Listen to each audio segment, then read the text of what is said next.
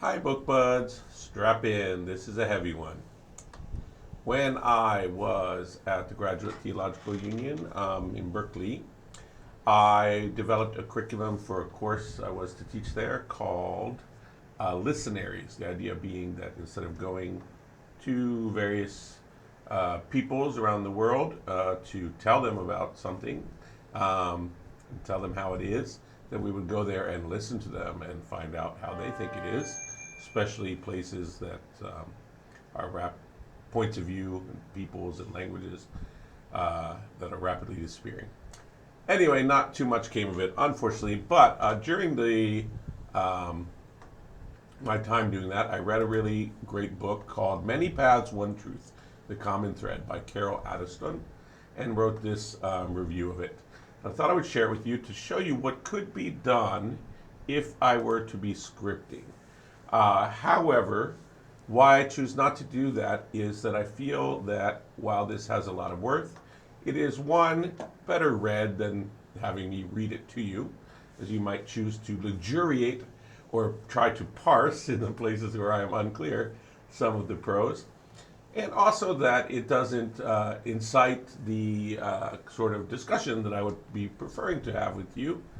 Also because I'm too lazy to learn how to edit YouTube video stuff, so I do it all in the one take. Which I guess I could also do if I just read off a paper like this. But I prefer to just have a nice little discussion with you where I, start things off with a little blah about a book and some questions. And hopefully you reply with your own blahs down in the comments or with your own videos that you link to it. And ideally we'll have, tons of us, like 5, 6 different people having videos around a book that we've all read and linking them together. And I think that would be really fun and the best possible use I can imagine for BookTube. But anyway, this is the sort of thing I used to do and has its own merits, I suppose. By the way, I don't think I could do this anymore. This was back in my academic days. This is called At the Crossroads. I would like to examine a review of Many Paths, One Truth by Dan Thompson. I'd like to examine the crossroads where the many roads meet the many names. What is in a name? A rose by any other name would smell as sweet. Does it matter if Vishnu be called Krishna or Rama or boar or buffalo, tortoise or fish, lion or Pali or Pan or Theramorph? Although a Hindu may have many gods, saints, and avatars on the altar, the henotheists among them will prefer one among them. The Bhakti is in love with the one, the Lord white as jasmine, Lord of the meeting rivers. Then again, it may matter to those missionaries who like to imagine one supreme sky god for each African people they meet, some cases mistakenly elevating historical ancestors to godhood. They made up names where none were found, the most interesting being Mdeo. It meant cooking pot in the local language.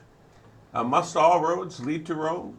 Bananas know the danger of monoculture, but I find Shoghi Effendi's claim compelling that all great religions of the world are divine in origin, and their basic principles are in complete harmony, that their aims and purposes are one and the same, that their teachings are but facets of one truth, that their functions are complementary. As an aside, this isn't just about how everything's a nice, lovely, goulash mixed together, but how that might be. So if things are all one, how is it that is? So going back to the old me speaking, what is in a name? Guru, Shiva, Vishnu, and Brahma is he, and Parvati, Lakshmi, and Sarasvati. My master has explained one truth to me. There is but one giver, and it is he. As Guru Nanak explained that was all a citation. That's another thing you can't really clearly make out what citation's in here by my reading it to you. As Guru Nanak, that's all Guru Nanak explained to the seeds, learning divine teachings, man will become as Shiva, Brahma, and Indra, absorbed in the one, capital O. Joseph Campbell wrote in The Hero with a Thousand Faces that it is necessary that for men to understand and to be able to see that through various symbols the same redemption is revealed. Truth is one, we read in the Vedas. The sages call it by many names. A single song is being inflected through all the coloration of the human choir. General propaganda for one or another of the local solutions, therefore, is superfluous, or much rather, a menace. The way to become human is to learn to recognize the lineaments of God in all the wonderful modulations of the face of man. End quote. A favorite metaphor panentheist Unitarian Universalists use for one truth. I went to the UU seminary when I was at the Graduate Theological Union in Berkeley, although I took classes at Lutherans and Baptists and Catholics and Orthodox and Buddhists and Hindus, Jesuits. So a favorite metaphor panentheist use for one truth is sunlight as seen through a stained glass mirror in many colors. It's Possum who first goes for the light in the Cherokee story. It burned his tail. Buzzard went, it burned his head. Spider succeeds because Spider has wisdom. Once upon a time, Anansi thought to himself that if he could collect all the common sense in the world and keep it for himself, then he was bound to get plenty of money and plenty of power, for everybody would have to come to him with their worries, and he would charge them a whole lot when he advised them. Anansi started to collect up all the common sense he could find and put it all in one huge calabash, which is like a hollow gourd, a hard hollow gourd. Then he searched and couldn't find any more common sense, and Anansi decided to hide his calabash on the top of a very tall tree so that nobody else could reach it. So Anansi tied a rope around the neck of the calabash, tied the two ends of the rope together, and hung the rope around his neck so that the calabash was on his belly. He started up the tall tree, but he couldn't climb very well or very fast because the calabash kept getting in his way. He was trying so hard when all of a sudden he heard a voice burst out, laughing in back of him. And when he looked, he saw a little boy standing on the tree's root. What a foolish man. If you want to climb the tree frontwise, why don't you put the calabash behind you? Well, Anansi was so angry to hear that big piece of common sense coming out of the mouth of such a little boy after he thought he collected all the common sense in the world, that Anansi took off the calabash, broke it into pieces, and the common sense scattered out into the breeze all over the world. Everybody got a little bit of it, but no one got all. It was Anansi who made it happen that way. Let us admit that we are purposefully conflating the external paths with internal names. In the words of Chongyam Tongpa, in order to express space, one might have first to create a vase, and then one has to break it. And then one sees that the emptiness in the vase, or vase, is the same as the emptiness outside. That is the whole meaning of technique. Lao Tzu says, before creation, a presence existed, self-contained, complete, formless, voiceless, mateless, changeless, which yet pervaded itself with unending motherhood, though there can be no name for it. I have called it the way of life.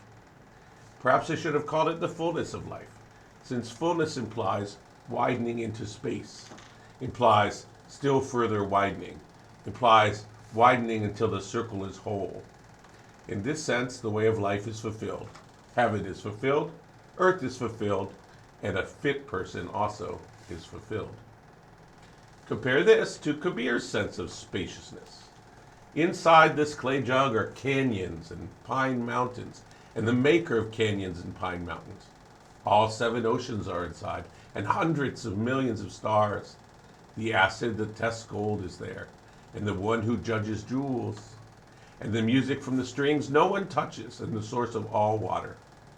If you want the truth, I will tell you the truth. Friend, listen. The God whom I love is inside. Black Elk speaks. Then I was standing on the highest mountain of them all, and round beneath me was the whole hoop of the world. And while I stood there, I saw more than I could tell, and I understood more than I saw. For I was seeing in the sacred manner the shape of all things of the Spirit, and the shapes as they must live together like one being. And I saw that the sacred hoop of my people was one of many hoops that make one circle, wide as daylight and starlight. And in the center grew one mighty flowering tree to shelter all the children of one mother and one father. And I saw that it was holy. We are yoked together in yoga as well as in religion, from the Latin lehare, to bind. Although I recently was reading some other uh, origins of relihare that have more to do with correct, uh, re-legitimizing. So reading. Anyway, moving on. Mencius taught in reply to philosopher Cal, water indeed will flow indifferently to the east or west. But will it flow indifferently up or down? The tendency of man's nature to good is like the tendency of water to flow downwards. Philosopher Cal said, to enjoy food and delight in colors is nature. Benevolence is internal and not eternal. Righteousness is external and not internal. Mencius replied, there is a man older than I, and I give honor to his age. It is not that there is first in me a principle of such reverence to age. It is just as when there is a white man, and I consider him white, according as he is so externally to me. On this account, I pronounce of righteousness that it is external. Cal said, there is my younger brother, I love him, but the younger brother of a man of sin I do not love. That is, the feeling is determined by myself, and therefore I say that benevolence is internal. On the other hand, I give honor to an old man of Tzu, and I also give honor to an old man of my own people. That is, the feeling is determined by the age, and therefore I say that righteousness is external. Mencius answered him, our enjoyment of meat roasted by a man of sin does not differ from our enjoyment of meat roasted by ourselves. Thus, what you insist on taking place also in the case of such things, and will you say likewise that our enjoyment of a roast is external? We must reward philosophy with humor. A rabbi falls before the ark and cries out, I'm nobody. Imitating the rabbi's spiritual humility, the cantor joins the rabbi on his knees, crying also, I'm nobody. In comes the caretaker and cries also, I'm nobody. The rabbi turns to the cantor and says, look who thinks he's nobody. A certain conqueror asked Nasruddin, Mullah, all of the great rulers of the past had honorific titles with the name of God in them. There was, for instance, God gifted and God accepted and so on. How about such a name for me?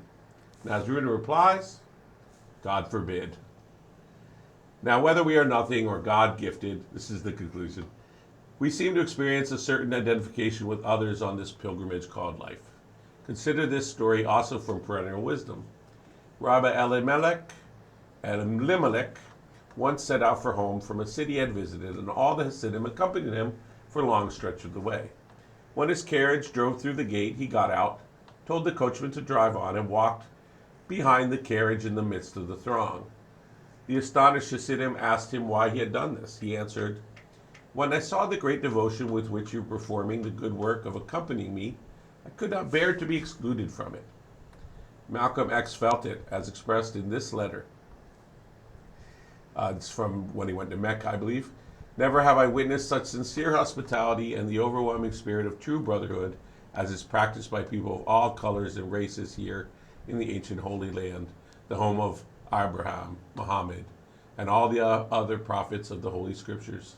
For the past week, I have been utterly speechless and spellbound by the graciousness I see displayed all around me by people of all colors. I have been blessed to visit the holy city of Mecca. There were tens of thousands of pilgrims from all over the world. They were, lost my place there. They were of all colors, from blue-eyed blondes to black-skinned Africans.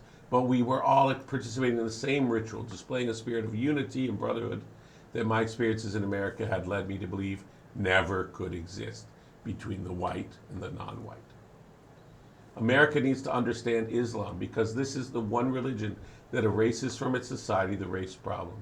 During the past 11 days here in the Muslim world, I have eaten from the same plate, drunk from the same glass, and slept in the same bed or on the same rug while praying to the same God.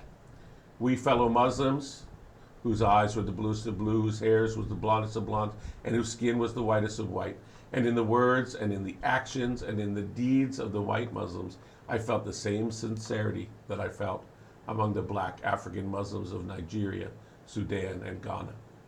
We were truly all the same, brothers, because their belief in one God had removed the white from their minds, the white from their behavior, and the white from their attitude.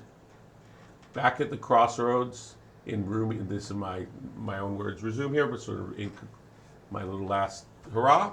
Back at the crossroads in Rumi's field beyond right thinking and wrong thinking, there is a pillar with the words of converted Prince Asoka. His Sacred Majesty the King does reverence to men of all sects, whose ascetics or householders by gifts and various forms of reverence. His Sacred Majesty, however, cares not so much for gifts or external reverence, as that there should be a growth in the essence of all matter, of the matter in all sects. The growth of the essence of the matter assumes various forms, but the root of it is restraint of speech. To wit, a man does not do reverence to his own sect or disparage that of another without reason. Depreciation should be specific for specific reasons only. For the sects of other people all deserve reverence for one reason or another.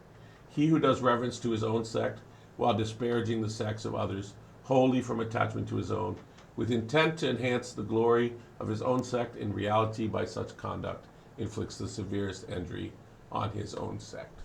Concord therefore is meritorious, to wit, hearkening and hearkening willingly to the law of piety as accepted by other people. Well, I don't hope that our discussions of various readings should necessarily be elevated to the level of the debate presented here between Cao and the great Taoist thinker Mencius, but I do hope that we could have that childish wit to pop any sacred bubbles which might blow up in our discussions with the simple common sense of, hey, why don't you strap that on your back?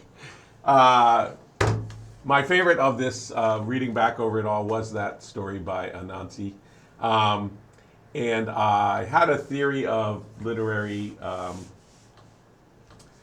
wouldn't quite call it collage, but I had a theory of literary analysis that I was trying to develop that evolved close reading into something more creatively, like putting thinkers in discussions with each other, which I think is probably a part of what I was trying to do in this this review, where I take a lot of the information presented and some from outside of her book, in this book, Many Paths, and put them sort of in dialogue together around one common theme, with just the tiniest little threads of my own commentaries here and there. So hopefully you like that and you were able to follow it a little bit. I'll see if I can figure out a way. I don't know how to post things so that you can read them if you wanted to read this. But yeah, this is what would happen if I were scripting all of these discussions, which I think, it's got some cool stuff in there. But, I'd rather, it's not where I'm at in this point in my life. I'd rather we all just chat. And honestly, I'd rather be saying less and hearing more, as we have 2 ears to hear and 1 mouth to speak, as the proverb goes. Thank you for bearing with me today. See you soon.